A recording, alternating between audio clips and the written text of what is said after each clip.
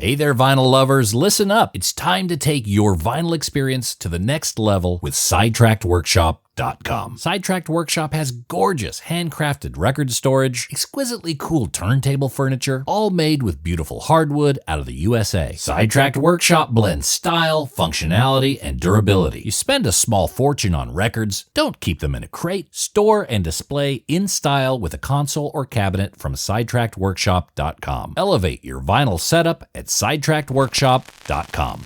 And now, on with the show. Welcome to The Vinyl Guide, the podcast for record collectors and music nerds. Here's your host, the biggest record nerd of them all, Nate Goyer. Well, hey everyone, it's Nate. Welcome to episode 474 of The Vinyl Guide, the podcast for record collectors and music nerds. And ladies and gentlemen, I respect you and your time so much. I'm just going to cut right to the chase. We've got an incredible show today. As a guest, we are welcoming Mr. Lucas Harwood of King Gizzard and the Lizard Wizard. You guys know this band. They are loved by vinyl maniacs all around the world, and we're very lucky to have hosted a few of them, a few of the King Giz fellas lately. Recently, episode 469, we had Cook Craig on. Talked a lot about King Giz vinyl there, and with Lucas, we go in very deep as well. And we talk a little bit about the King Giz history and some of the early and rare vinyl records of their career. But we also talk about the eco-friendly approach that King Gizzard takes on vinyl and materials production. It's quite interesting, and it's really enlightening to what the fellas are looking forward to when it comes to manufacturing records. We also go in deep with Lucas's new project, Heavy Moss. They've got a great new album. It's called Dead Slow. There's 1,000 copies that are available on vinyl over at pdoomrecords.com. They're going pretty quick, so make sure to lock one in relatively soon. It's on streaming services, so you can give it a listen and try before you buy, but I'd predict pretty quick you'll want to get one of those in a shopping cart and on its way to you. But we're going to talk all about Heavy Moss, the creation of Dead Slow, life on touring with King Gizzard. We talk about all sorts of different things. So again, head up there to pdoomrecords.com, grab a copy of the Heavy Moss record, and all sorts of other things from King Gizzard up there too. Just pdoomrecords.com. Go up there and go nuts. And before we get to the interview, I need to ask you each to please follow this podcast in your podcast app. You know, you open up Spotify or Apple Podcasts, and there's always a little plus there next to the podcast. We'll just click that and turn it into a checkbox, or follow us, hit the follow button, and you will get access to hundreds of artist interviews for free, including episode 469 with Cook Craig, also of King Gizzard, also of the Murlocs. That's episode 469 of the Vinyl Guide. We also recently talked to Mac McCaughan of Superchunk and Merge Records on episode 471. Recently, we welcomed author and performer Henry Rollins of Black Flag, Rollins Band, and he's a very opinionated record collector. So we talked in depth with him across two episodes, 461 and 462. And I think you'll also enjoy our conversation with the CEO and COO of Discogs. We talk data and the tech behind the Discogs platform. That's episode 451 of the Vinyl Guide, and literally hundreds more. So you could listen for free through your podcast app anytime with messages from our wonderful sponsors, or you can get the ad-free high-resolution versions of all these podcasts via our Patreon site. That's patreon.com/vinyl guide. So head up there now, help support the show, and you get access to commercial-free and high-resolution versions. Plus, we put extended versions up there sometimes and do some giveaways and other fun stuff. That's patreon.com/vinyl guide. All of them options are appreciated.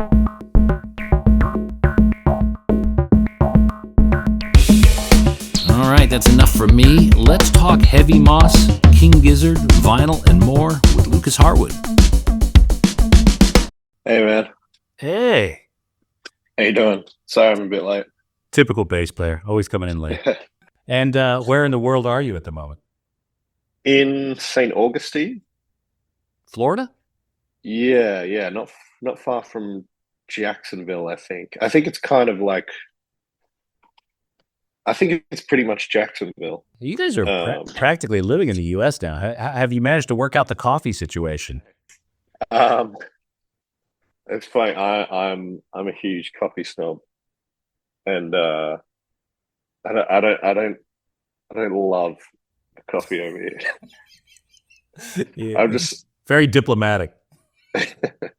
I just don't like weak filtered coffee. But I don't mind it from when it's from a diner because it's always pretty strong.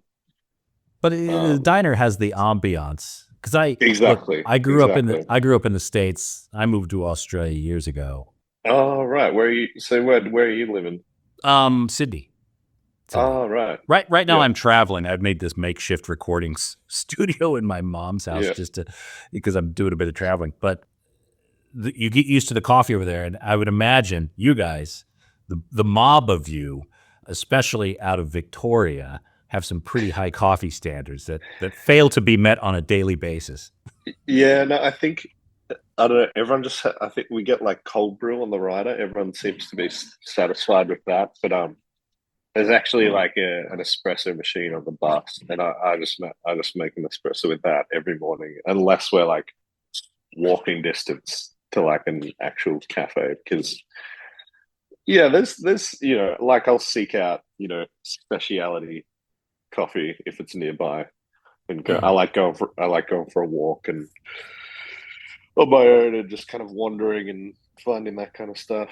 I'm probably the one with the highest standards, I think. But So, hey, wait, this isn't the coffee podcast. This is the vinyl podcast. So, Heavy Moss, Dead Slow, yeah, out on P Doom Records.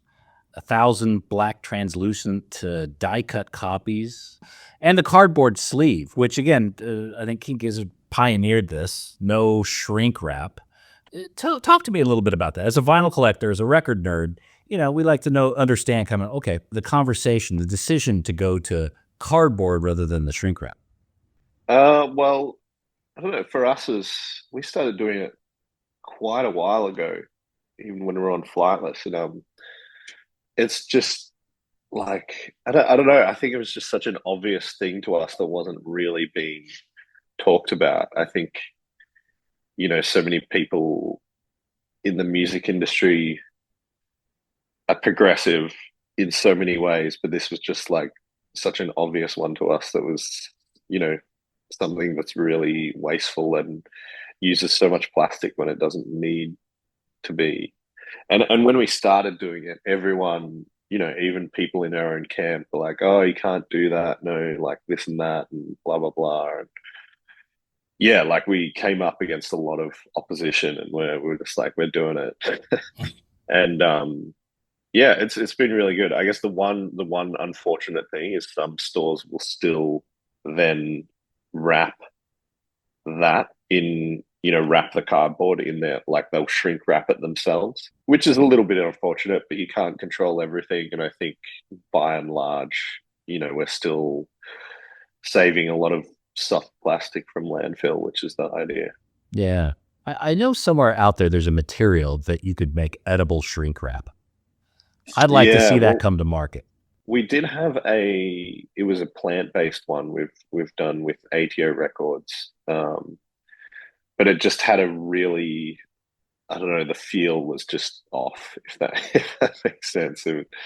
And yeah, we had already were doing the cardboard by that point. So um but yeah, we try, yeah, we just, at the end of the day, like a record is a, plastic petroleum based disc that's doesn't really break down for thousands of years. So it's like inherently pretty bad for the environment already. So we're just trying to make everything around that, as eco as possible. But with Heavy Moth and a lot of the P Doom releases, Piper has done this as well. We're working with a new plant called Good Neighbor Records. I forget where it's in Europe somewhere. Um, and yeah, they're fully carbon neutral and they do injection molding, which is a new process. Like I think it's the process has been around for a while, but I don't think people have been able to perfect it. And it's way less energy intensive you don't have to heat the plastic up to a really high temperature, so it's way less energy intensive and Probably less waste, I would imagine. less waste because they don't have to cut around the edge because it's injection molded, and they're using a compound that's fully recyclable as well. I mean, hopefully no one's gonna chuck our record in the recycle bin anytime soon, but it can be recycled in a conventional recycling plant, whereas petroleum records are just going to be around here for thousands of years. And they're trying to work on using recycled materials to make records out of, which they're already doing a lot of tests for that. But they haven't quite got the audio quality up to scratch yet. But I think they'll get there. But it's exciting because I don't know. I think it's an industry that just hasn't really bothered, or there hasn't been enough investment as well to see what's possible in that area. So yeah, it's really cool that there are a few plants trying to change it up. Well, I would imagine there hasn't been as many artists that are as forthright in some of their values in this area. Yeah, I think it's just something that's not thought about too much with records, and it's kind of like, if you're lucky enough to like have your music pressed to vinyl, like it's an expensive process, and you usually don't have that many options, and you may not have the buying power to try and change the industry. But yeah, we're lucky enough to be able to be selective with who we work with, and with King Gizzard as well, doing pressings that are big enough to kind of justify being selective and being picky. The band seems to be very eco-conscious, conscious, or whatever it is. Conscious, yeah. And also very socially active, socially aware. You guys will have times where you pull out of festivals or on a bill with something that may be controversial. So it seems to be you're in a position to where you could actually help make some pretty significant changes and have some strong messaging out there. Yeah, definitely. I mean, I think that's just our values as people. And I think if we don't stand up for things we believe in, we just feel like we're doing ourselves and our fans a disservice. We have a platform that we like to use, and we do. I mean, it's just kind of a no-brainer for us. Yeah, but you take with great power comes great responsibility, and you seem to. Yeah, for sure. Yeah. So these records that you have, the Dead Slow, the ones on P Doom that are through this injection molding process, do you know if it's still polyvinyl chloride? Is it still the same material, or is it a different compound? It's a completely different compound because it's fully recyclable. Okay. Yeah, I'm not sure off the top of my head the name of it, but if you look up Good Neighbor Records, they kind of take you through how everything with their production is different. Right. And they're kind of looking for new investment as well to really push forward what they're trying to do, which is really cool. Right. So this black translucent vinyl that you have, it's made out of several different things and maybe that contributes to why yours and the Pipe Eye record have a different kind of sheen, a little bit of a different look to it. Yeah, for sure. Obviously with the injection molding, you can't do all the crazy splatter effects and stuff like that because that's done on a manual press. So you can do all different colors, and I think probably like marbled colors as well. But yeah, you're obviously a little bit more limited on that front. But I think we've kind of come full circle with all the crazy different variants and stuff like that. And we just don't prioritize that as much anymore. Obviously, with all the eco stuff in mind, we're definitely happy to not have 10 different variants with all different crazy splatters and prioritize, new methods, less energy intense methods and more eco methods. Yeah, so I actually haven't seen the Heavy Moss record yet. I was yeah, because I'm in the States, I haven't been able to get my hands on one. But from what I hear, we've got them back in Australia, and it looks really cool. It's when it's on the turntable, it just looks like a black record. But then, when you hold it up to the light, it's just got this kind of slightly translucent look, like kind of a little bit brownish. Yeah. Yeah, it's cool. Yeah. So let's contrast this with something like Willoughby's Beach. Yeah. Is that the first time you were on vinyl record? Willoughby's Beach. Yeah, that would have been the first time we pressed something to vinyl. Yeah, that was a 10-inch. And I think we did it at Pirates Press, which I think they're kind of a middleman for that plant in the Czech Republic. I forget the name of it, but we pressed a lot of our, I mean, not even our early stuff, probably even up to a few years ago, pressed a lot of stuff through them because I think they're one of the biggest plants in the world. And, they just always had the biggest range of crazy colors and splatters and effects that you could do. And they were just known as kind of the kind of A1 in kind of quality. Yeah, so I think even in those early days when I think Willoughby's Beach was it was a 10-inch and it was maybe one of 300. 350. 350. There you go. You know your stuff. You've been on Discogs.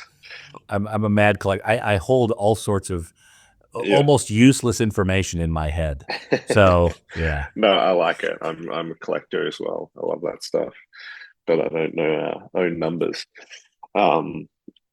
Yeah, so I think even I don't know, back then it would have been expensive for us to do that. But we just loved it. We're all collectors. We wanted, a really good quality product. Yeah, there was probably one pressing plant in Melbourne at that time, or maybe it started Zenith, and maybe they had started a few years after we kind of started doing that, and they were kind of just getting up and running. So you just kind of had to go overseas as well. But yeah, it was always really cool. And then, yeah, for us, that was massive. Just, we'd obviously had to scrape together the cash to make that happen. But it was huge for us to put something on wax. It was definitely the first time any of us had done that. So that was pretty momentous. We all grew up inheriting our parents' record collections and, definitely all collectors and love that tangible aspect of art. Yeah, so that was definitely a momentous occasion. You can probably tell me, I think it was just one variant, probably a 350 with one yellow. Some kind of, oh yeah, it was just yellow or was some kind of splatter or something. I think there may have been a repress.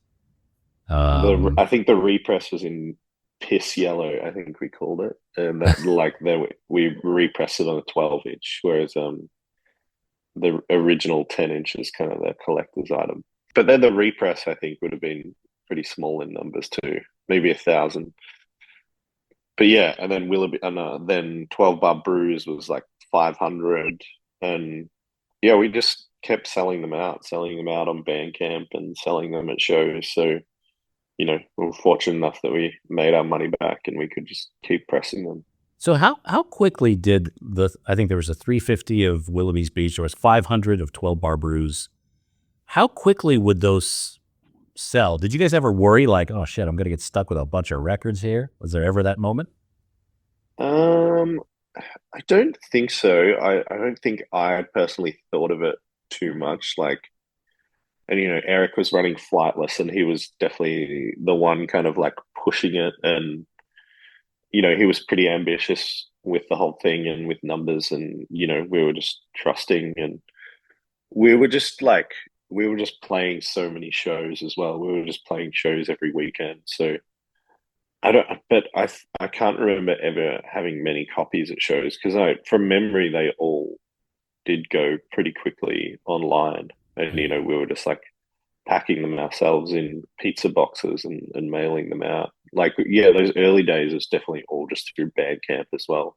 Did the number of variants ever become problematic? Like you mentioned earlier with Heavy Moss, there's kind of one with this injection molding. There's not as many variants, which is almost a relief in ways.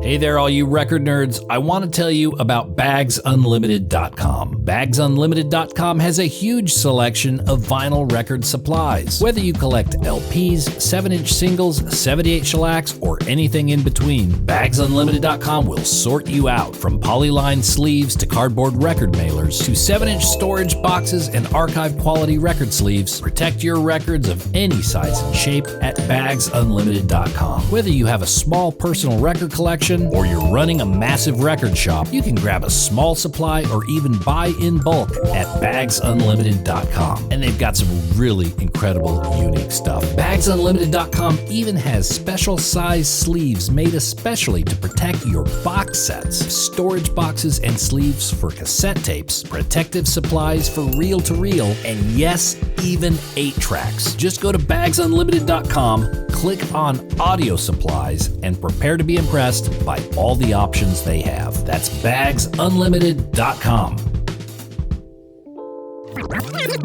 Oh, and hey, record nerds, don't forget to clean your records with the very best and safest record cleaner, the Groove Washer. Make your records look and sound their very best and store them with confidence using the new Groove Washer Groove Guard record sleeves. You gotta try this out. It makes a huge difference to the quality of your vinyl experience. Ask for the Groove Washer by name at your local record store and accept no substitutes. Or head over to groovewasher.com and use discount code VinylGuide10.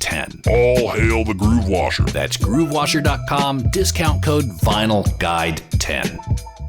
Did the number of variants ever become problematic? Like you mentioned earlier with Heavy Moss, there's kind of one with this injection molding. There's not as many variants, which is almost a relief in ways.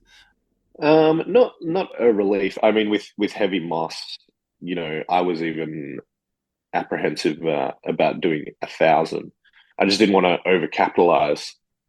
But yeah, with all the different variants with Gizzard, I think it kind of felt a little bit wasteful again, and it felt like a little bit too capitalist. Like, we release so many things, and our fans like spend so much money on us, which is, we're incredibly lucky to have that following.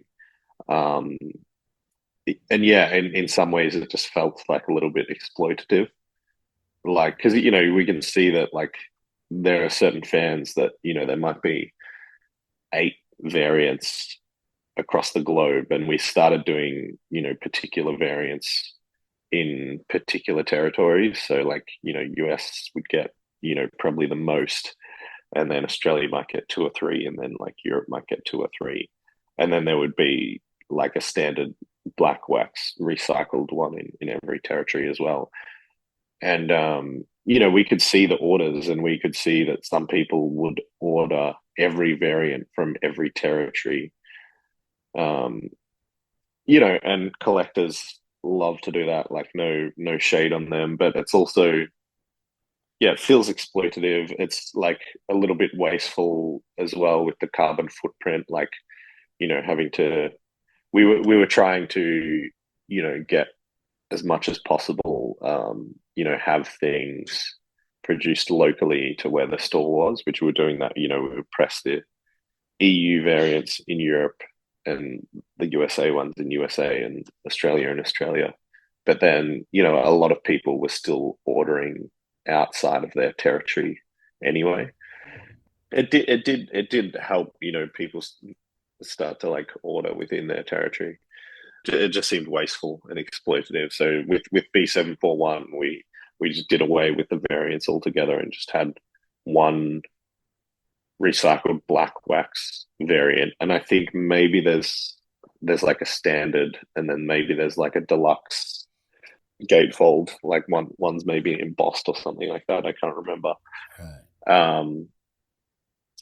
But yeah, again, just kind of shifting our priorities and what we think is important, and and just shifting it back to kind of like the music as well, and the product, and it just being a quality product that everyone can have if they want to, and it doesn't have to be this thing that's like, I've got this variant that there's only 1,000 of and it's sold out, and it's like it comes like competitive almost, like just feels a little bit more egalitarian, the way we're doing it now.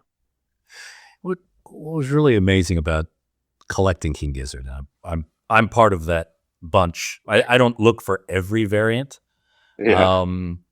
Believe me, if I could, I would. But what was really fun about it is it was interesting. It was a band you believed in, a band whose values were similar or same as mine and as others. Great music, and it was prolific. So every 3 months or so, maybe 6 months, maybe 2 months, depending on the year, there was something else coming out and something else to chase and have that conversation, especially online. So Yeah. it ticks so many boxes for collectors. And Definitely. then the posters. So you've also got the Yeah. show posters. So Yeah, for sure. that seemed to be one of the attractors of a lot of people to kind of peep into the Gizverse. Definitely. Yeah, yeah. And I do think that kind of collector kind of mania has like shifted over to the posters a bit now. And we're just trying to do the same thing with that and just like make it fair, because we used to do pretty small numbers. Like when we first started doing, I think in 2019, we first started doing a unique poster for every show that started in the US. And I think we did 100 copies every night, and they sold out pretty quickly. And even the next tour after that, I think, wasn't until 2022 because of COVID. And maybe we bumped them up to 200. Maybe a big show would be 300 or 400. But it just created this thing where people were lining up like 12 hours before doors. And I was just like, that's insane. Like I feel bad for these people.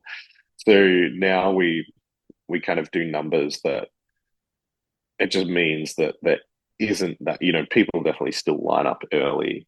But it's like you don't have to do that to get one now. You don't have to be a little bit insane to get one.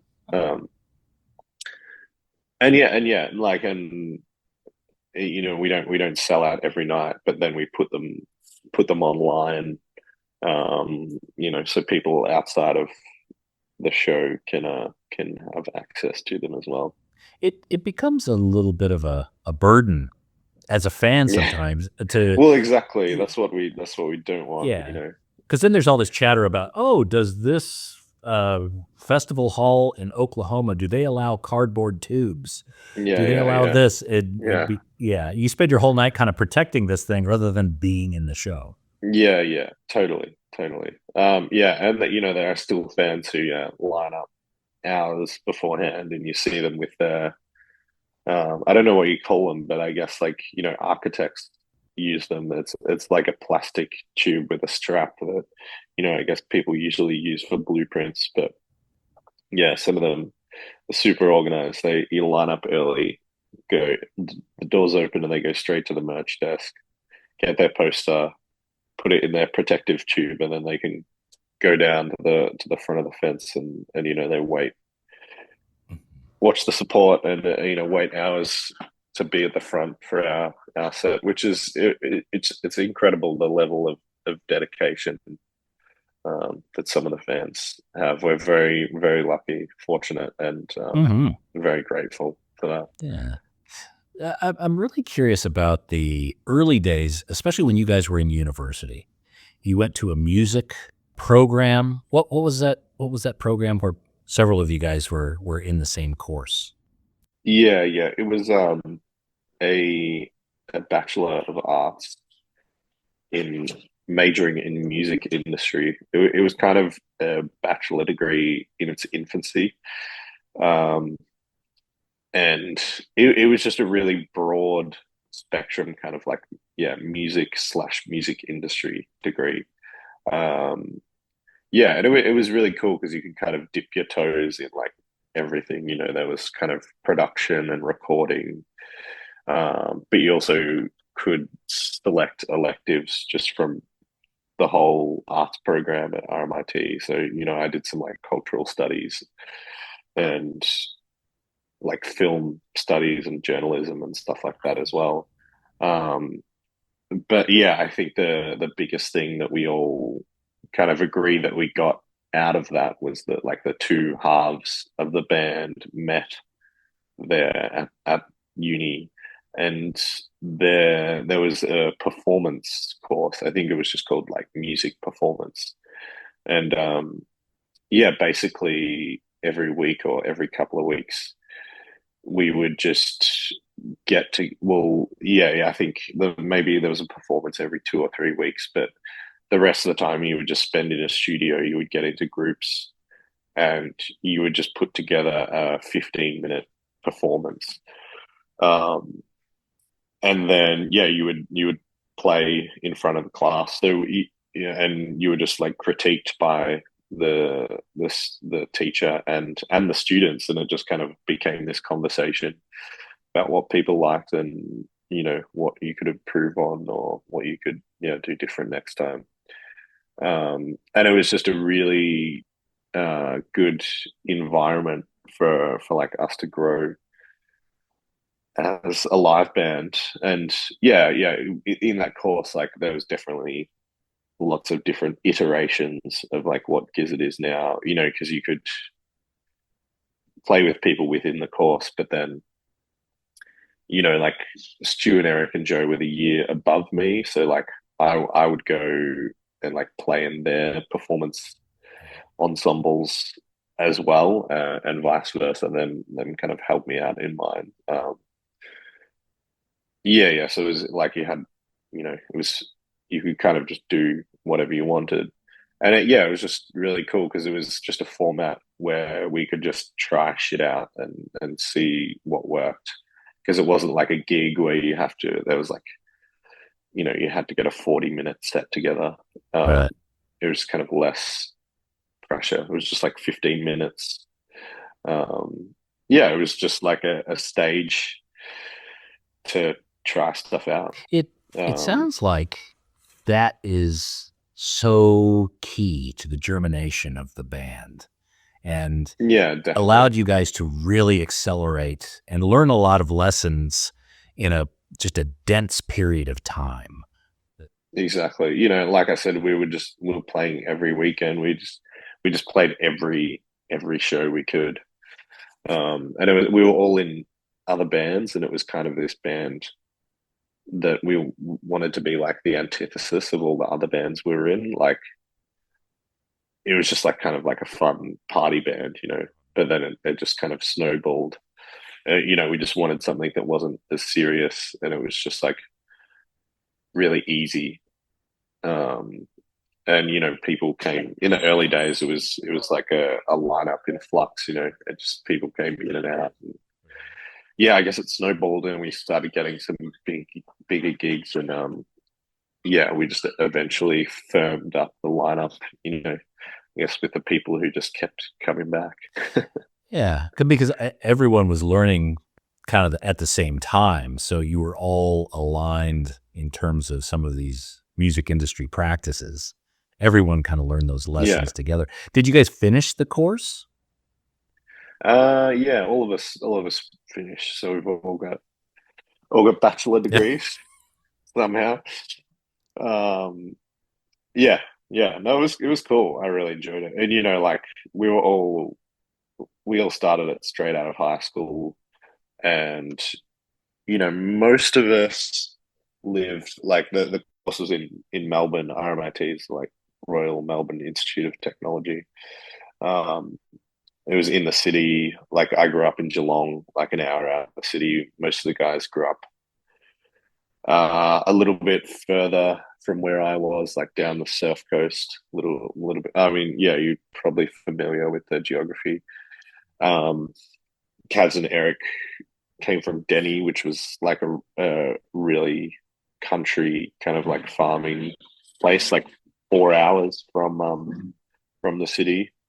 And Joe lived kind of in the outer burbs of Melbourne, so it was just like, we would all finished high school, all like moved to the city, all in at like 19, 20, and just like that formative period in your life where you just like we were just going head first into this thing without doing anything else. So that that's the other thing as well. You're just like young, completely untethered, and you can just sink your teeth into something without You got a lot of energy. thinking about anything else. You got a lot of energy. So this course, is this where the bands like the Houses and Sambro's Automobile, is that where those folk bands formed, or was that did they form after Edward? No, they all already existed. The Houses, Sambros, Stu was in El Mac and Jack. Joe and Eric were in Goodnight Owl.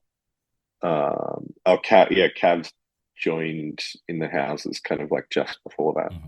Yeah, so we were all in these other bands, and Gizzard, like kind of formed at university, like all these other bands. We were trying to kind of like make it in Melbourne as well, but then we started Gizzard as well, and we were all playing each other's gigs, like on each other's lineups, kind of like supporting each other in that way. It sounds like Eric always had kind of a pull towards manufacturing and records and that sort of kind of business-minded affair. Yeah, is that definitely? Okay, all right. No, he was definitely business-minded, and he was definitely pushing it along. I mean, we were all pushing it along in our own ways, but he was in those early days. He was definitely the only one thinking about that kind of stuff, and like thinking about the bigger picture. Yeah. Did it surprise the band when he wanted to spend more time with Flightless? No, I think it made sense. He was just wearing so many hats, and it was just becoming untenable. To just the stress of that, and that, like being on tour, and trying to be present in the band as well, which was just becoming its own thing.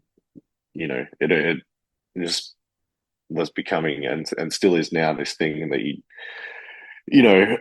when on tour now, like you have to devote half your day to kind of going through songs, and then 2 hours, 1 to 2 hours kind of sound checking, and we're running songs that we haven't played in like a few months because we're like cycling through so many, and the production's just bigger, whereas in those early days you just kind of like rocked up at the gig, and it was like, what are we playing? Yeah.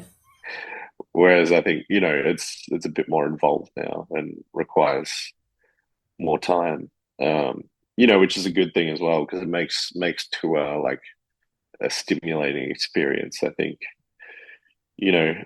for some musicians, just playing the same set every night, like sometimes kind of just going through the motions, it can become a bit maddening. And it did for us in those early days, because we were playing the same set every night, and that's why we started to change it up. Well, you had maybe 24 songs. Now you have several hundred, I'm thinking.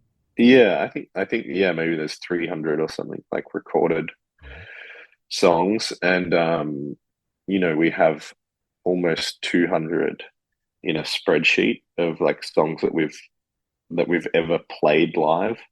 But there's probably a good portion of those that we couldn't just like take off the rack and play. A lot of them would require some work.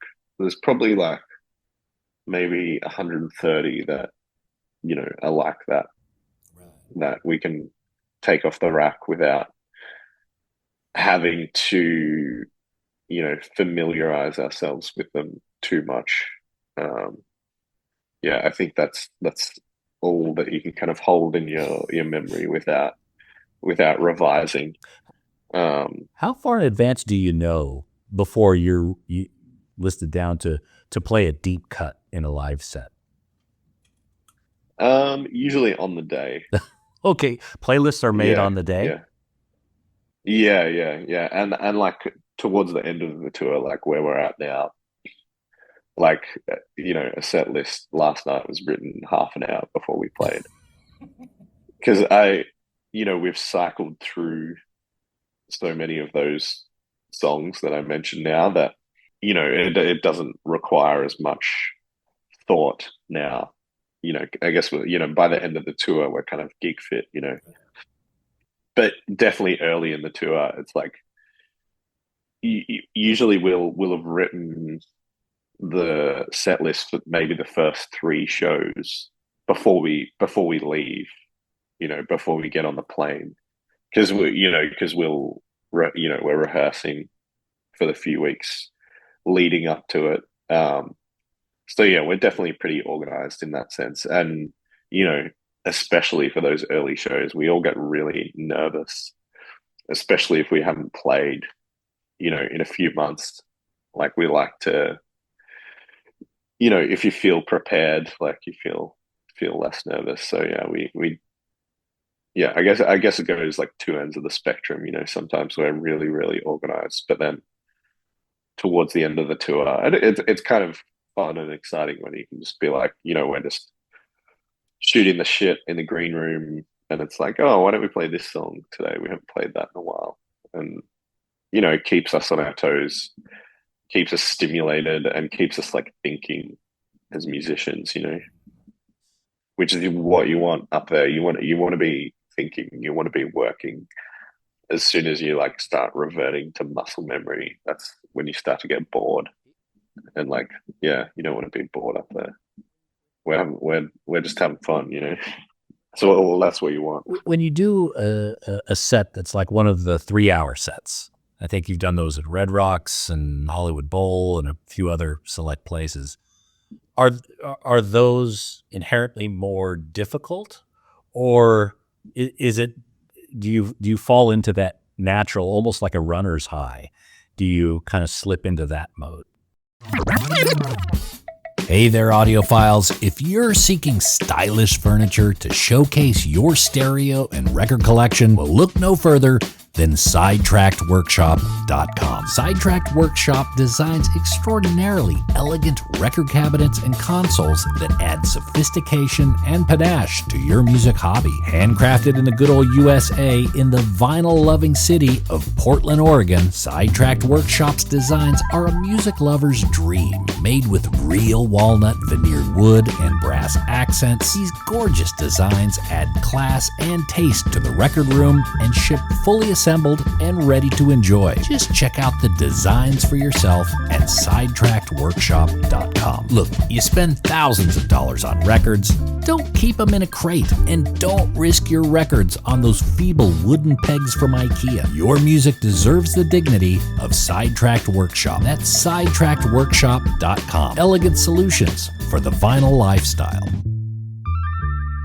When you do a set that's like one of the 3-hour sets, I think you've done those at Red Rocks and Hollywood Bowl and a few other select places. Are those inherently more difficult, or is it? Do you fall into that natural, almost like a runner's high? Do you kind of slip into that mode? Sometimes you do. Sometimes you don't. Sometimes it doesn't hit. I think it's just like with any set. Sometimes, you try to write a set that flows really well, and sometimes, yeah, it just hits, and you definitely get in that zone where it just feels incredible. And sometimes not. It's definitely pretty rare. Sometimes it just doesn't feel right. Mm-hmm. It can be the flow, or just the crowd, or if you make a few mistakes, like sometimes you can really get in your head, and that just kind of snowballs. But yeah, it just depends. Like there's definitely a much higher sense of anticipation for for those 3 hour shows. And yeah, like I think, a regular show for us now is over 2 hours, just like a regular set, like sometimes 2 hours, 15 minutes, sometimes even 2.5. So yeah, I don't know. We have been talking about whether the like marathon thing should even be a thing anymore, because like our regular show is kind of slowly pushing towards that length anyway. And if that just becomes the thing, then it takes away the anticipation of a show being special or different. Even though, we still put everything into every show, it just like, that another layer of expectation can create another layer of apprehension for us. Yeah, it's like Bruce Springsteen. I mean, if you go see a Bruce Springsteen concert, he's going to be up there 4 hours or whatever, right? Yeah, exactly. Yeah, it just depends on the city as well, because like, when we go to a city, we don't repeat any songs from the last time we were there. And then we also don't repeat any songs from the night before, wherever we were. So like we played like a 3 hour set in Austin recently, and the last time we were in Austin, we played 2 shows. So that kind of it made the set a bit harder to write because there was less to choose from. So you guys are organized the way, if you're playing in Orlando, that in the last few sets you did, is that something that the band tracks pretty clearly, or do you also depend a lot on fan generated information? Well, there is a fan site that tracks all that and gets really deep on the stats, which is, people have pointed that out to us, and it's really interesting to read. But it's funny actually. We did an interview with Setlist.fm recently in LA, and it was an interview basically about all these like stats they had on our set list, which was really cool. But yeah, we look up on Setlist FM every day to see what we've played in the city we're in, just the last time. Yeah, I guess that's all fan submitted anyway. So I guess it is kind of like a fan site. But then they do all the deep kind of statistical analysis after the fans have inputted that information. That's incredible. Yeah, it's really interesting. You can see how many shows we've ever played, like how many countries we've played in, like what songs and what albums we play the most. It's cool. Well, it must be the Dripping Tap must be top of the list the last several years. I think it's like most ever. I think it's, I can't remember. Cellophane, like we literally looked this up. This is what we did in that set list interview, but I'm pretty sure it's Nonagon, like a Nonagon song, like maybe Gamma Knife or People Vultures or something like that. Is there a celebrity or well-known personality that is a King Gizzard fan that really surprised you in the band? Let me think. There's definitely a few. Eric Andre. Oh, okay. Is one. He's an old friend of our manager's, and he's from Florida originally, actually. Yeah, we've met him a few times. Really extremely lovely guy. I was very kind of surprised when I first met him, just like how normal he was. Like you just kind of, I don't know, you just think something's going to happen when he's around, like he's going to prank you or something. He's always thinking about it. He probably had it in the back of his mind, I would imagine. Yeah. There's definitely been a few people we've met over the years. I just can't. Yeah. I'm not good when I'm put on the spot. I can't think of anything else anyone else right now. Do you remember the last time you were starstruck?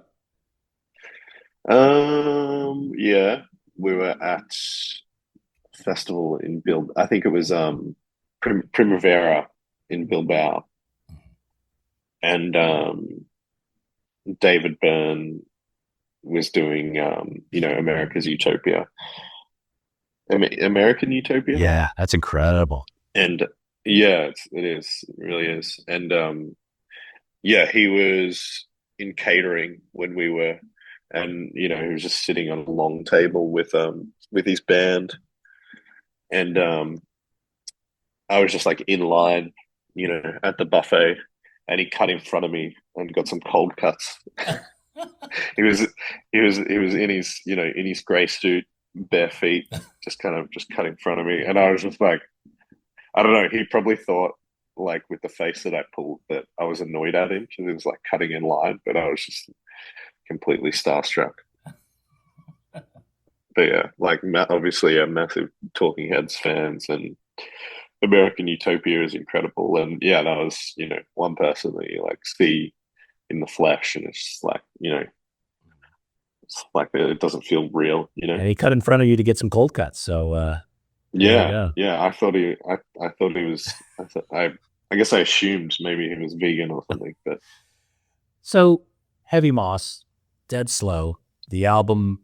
Well, by the time this airs, the album is out. Yeah. Has this project been long in the making? I know there's a few other songs, Summer and Morning Milk. Were those kind of proof of concepts to then launch an album? Kind of, yeah. Yeah, like I guess Sam and I started jamming in like 2022. I think it was kind of like October 2022. It was just the two of us, just jamming my songs, my kind of new songs. Sam and I had been in a band together, like over 10 years ago. It was called Atolls. And yeah, it was kind of one of those bands I forgot to mention earlier that, were kind of around like when Gizzard was forming. It was a bit more kind of like 90s grunge, kind of like Dinosaur Jr.-esque. Like I was playing guitar, like lots of fuzz and all that kind of stuff. But yeah, since then I kind of gravitated to writing a lot more on keys and piano. Yeah, so I wanted to explore that and kind of just tease out those songs like with collaborators. Yeah, so Sam and I recorded one of the songs, Distant Boy, before Kyle came on board. And yeah, Kyle and Sam worked together. Sam had known him for a few years, and we kind of, I guess, kind of like did a weird like audition by like kind of remote audition. Like Kyle did some overdubs on that track before I had met him, and heard the overdubs. I was like, well, yeah, this guy can obviously play. And then we met up in person and had a jam, and it just like, it just clicked instantly. Yeah, I was probably more like apprehensive at that stage about just like, getting on with someone new, like as a person, because I think, I knew that he could play, but I think as you get older, you realize that that's as important, if not more important, than being in a band with someone that you click and that you get on well. And it just like clicked instantly, which was amazing. And we were playing. Yeah, we recorded one of his songs, Summer, and yeah, it was just kind of ambling along. Wasn't too serious, because everyone has other jobs. They've all got full-time jobs, so it was just this thing that we kind of got together and did when we could. And yeah, it just became quickly obvious that we needed a bassist, and I knew Beck. I had just like seen her around, like she was from the Surf Coast originally as well, and kind of had connections to kind of a lot of people I knew through music and through Australian football as well, interestingly. And yeah, I weirdly just like kept running into her at airports because she'd either be traveling for footy or for music. And and I think, we just always ran into each other and chatted about music and what we were doing and stuff like that. And she's a gun like session guitarist. Like she had a gig last night at the Sydney Mire in Melbourne, which is like a 10,000 capacity arena, where she got the call up on the day, and like she like sent us a photo like in the Yeah. Heavy Moss like WhatsApp, like of her set list and like her notes that she'd written on the set list, like literally just like listened to like 8 songs that day and just learned them. So she's like A a different gun. breed of Yeah. musician in that way, an absolute session gun on guitar. But we asked her to play bass in Heavy Moth, and yeah, she was pumped too. I think because she comes from that session world, I think she was excited to be in a band that was like collaborative and writing, and it's different, very different to most of the work she does, where she's a hired gun, whereas this is a band that she's more involved in, and it's more collaborative. um and yeah, and I mean, yeah, when she got involved, I think we had 3 songs and we just sent them to her. And then, being the hired gun that she is, like when we jammed with her the first time, she just like nailed it note for note. Yeah. So that was just like a no brainer. And again, I knew Beck, but the other guys had never met her. But it's just instantly kind of clicked. But yeah, anyway, when we were doing that, we kind of didn't have a goal. We were kind of getting a set together, kind of recording, but we didn't have a direction, I guess. But then when Gizzard started P Doom, and the kind of idea was that we release King Gizzard records, but then all King Gizzard side projects. Yeah, I guess the opportunity came up for an album to be funded, and yeah, we were just like, yep, let's go for it. And yeah, and I guess that made us make the time to like make an album. Whereas like if that didn't happen, I think we may have just been like ambling along a little bit, like directionless, like maybe trying to get a set together for like a live show. I mean, I think we would have recorded an album eventually, maybe not quite as fast, because when the opportunity came, that just kind of like galvanized the group to be like, yep, we're making an album, like this is what we're doing. Yeah, so that kind of made us just kick into gear and get it done. It would seem, and again, just kind of reading this from the outside, obviously, King Gizzard seems to be perhaps loosening up, maybe not as intense as it was in the past few years, which may allow the freedom for yourself or Cook with Pipe Eye to be able to kind of explore some other things. It's not, it allows you a little bit more time, perhaps a little bit more opportunity to do some of these non-Giz activities. Is that kind of fair? Am I reading that right? Yeah. That's probably fair. Like, we're definitely not in the studio like we were in 2017. Obviously that year was like intense. But we still, like when we're at home, I guess after this tour, we've got almost 6 months off touring, and yeah, I mean, I'm going on a family holiday after this tour, but like the guys will definitely get back in the studio before the end of the year, and then we'll probably have Christmas and like the first few weeks of the year off. But yeah, I think it'll get to the point where everyone will want to get back in the studio. Like, yeah, definitely not like we were maybe 3 to 5 years ago, but we still treat it like a job, and try to go into the studio as much as possible. I mean, Stu especially, I think, is almost in there every day. And like, if he's not specifically working on an album, then he'll be writing for the next one, or kind of we've been putting this electronic table together for touring, and that's definitely, I think, taking up a lot of bandwidth for all of us at the moment. And just like touring in general, like I think it's such a bigger production now. I think that kind of takes up a little bit more mental capacity than it used to. But yeah, I think maybe there's a little bit more time for these side projects now. But yeah, I think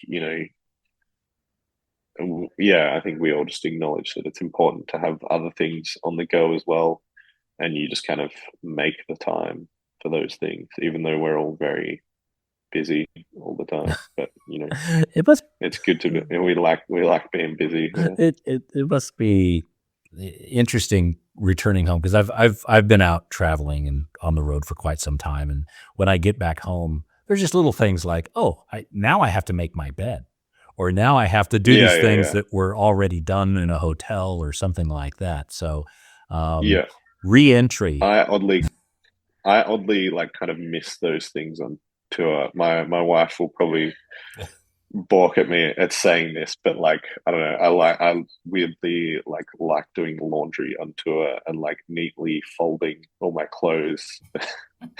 It kind of I don't know. It's just like I definitely used to struggle coming off tour and just completely changing gear and going back into domestic life, because when I'm at home, I'm probably split my time from like half being a stay-at-home dad and half, either working from home in my home studio or commuting to the studio in Melbourne and working with the guys. And yeah, like we've got 3 kids, so when I get home, it's just like straight into domestic duties. But I definitely used to struggle when we just had one, and she was at school, and I would come home, and I didn't have after I'd quit my day job, I'd kind of be like twiddling my thumbs sometimes. But now there's just so much to do. It's just like there's not enough time in the day, Yeah. Are you thinking about doing any live versions of Heavy Moss, or is this studio only for the moment? Oh, okay. No, definitely. We're definitely a little bit torn between like putting time into like making a live set and making a new album. But we've booked a show for next year that will be announced really soon. And yeah, I hope that's just going to like put us into gear now that we have that deadline. Yeah. But I am confident that it won't take long to like get our set together, that it won't take too much rehearsal. And then we really want to focus on recording another album.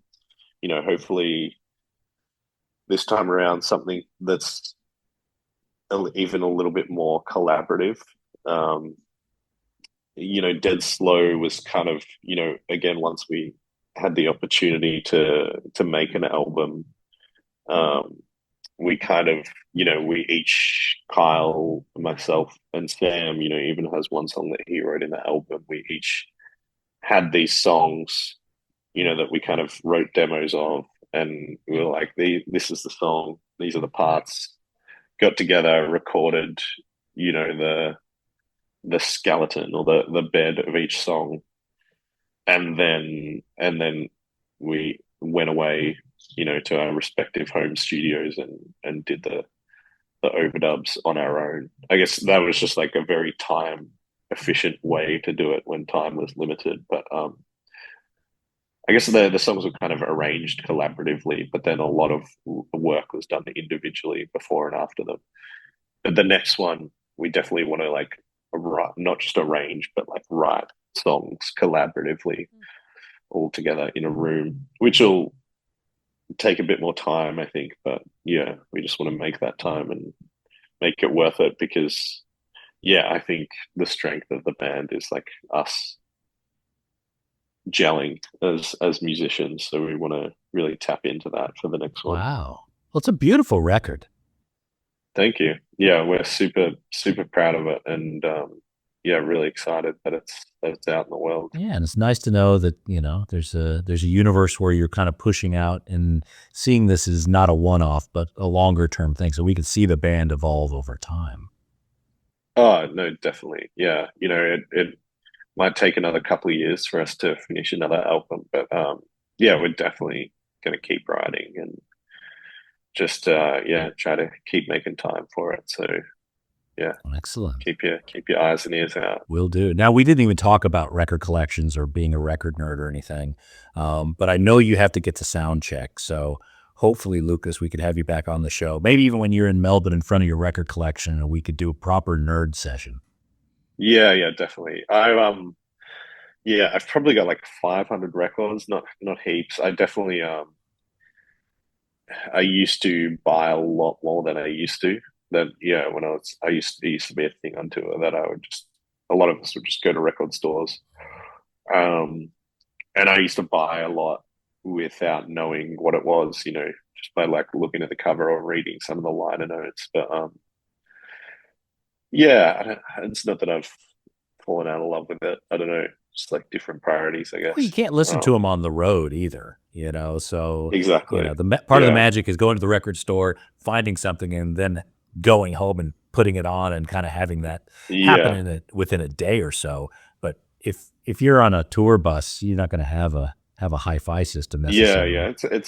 It's hard. I think I got over carrying them around as well and traveling with them. And we each used to come home with like a tote bag full of records, and it's kind of a stress to travel with them and try to make sure they don't get damaged. But I've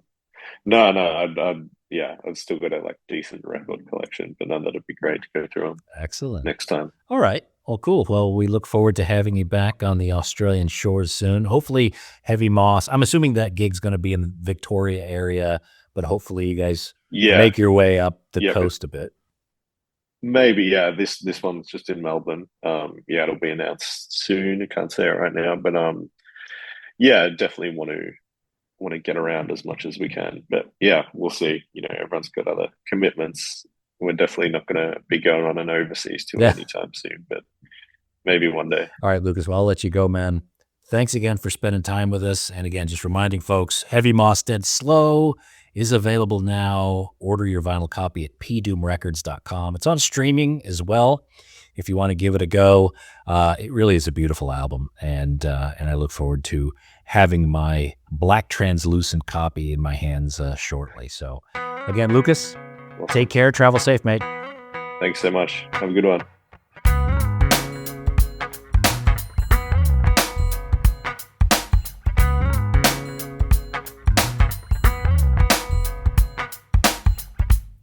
There he is. Very good bloke. All the King Gizzard guys are so laid back, so cool, man. And we've now had 3 of them on the show. 3 of the 6 current members. We had Ambrose, Kenny Smith, a couple years ago, and recently, like I said, Cook Craig, and now Mr. Lucas Harwood. So we're making our way all around the Gizverse, or the Giz fellas. Again, Heavy Moss is available, pdoomrecords.com, and grab it before it's gone. And that's it for this episode of The Vinyl Guide. Thank you so much, everyone, for tuning in.